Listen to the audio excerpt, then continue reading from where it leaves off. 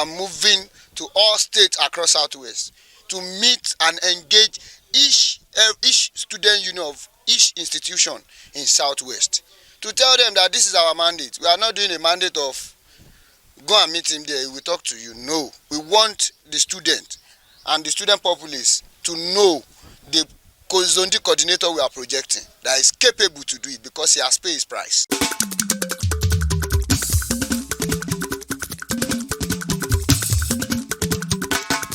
OWOLEWA, ọmọ OWOLEWA, OWOLEWA, ọmọ OWOLEWA, làwa ń fẹ́ o. OWOLEWA, ọmọ OWOLEWA, làwa ń fẹ́ o. Apata dé, Apata Apataewi dé. Of the greatest Nigerian students. Ìràwọ̀ kan lè mírí tó yọ lókè tó kárí ayé. Ìrọ́kẹ́kẹ́ rẹ̀ ó ń dojú gbaráyé lójú ariwo lálá rẹ̀ lálá nígboro. Táyé lolú èjì rẹ̀, OWOLEWA TAIWO nìràwọ̀ ńlá ọ̀hún tí mò ń wí.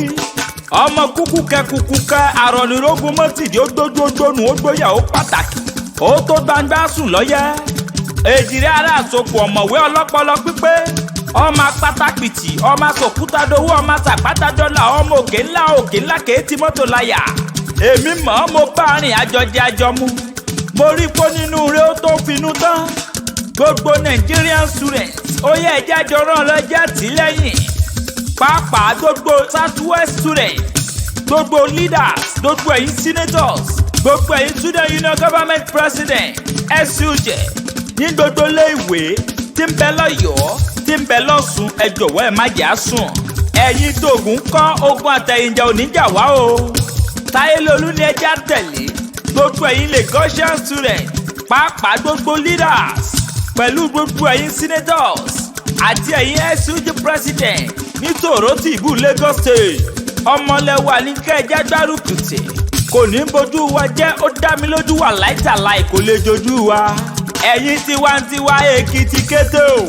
Ẹni tó bá ń wá ìlú tó ń bẹ láyé tó tún ń bẹ lọ́run, ẹni kó máa wá àbọ̀ lẹ́kìtì. Oǹdó ò lè gba bọ̀dẹ̀, ó dá mi lójú. Torí Oǹdó àtèkìtì, Èkìtì àtòǹdó, ọmọ ìyá kan náà ni wọ́n. Ẹni tí ò bá mọ̀, ẹni kó lọ bèrè wò nínú ìtàn.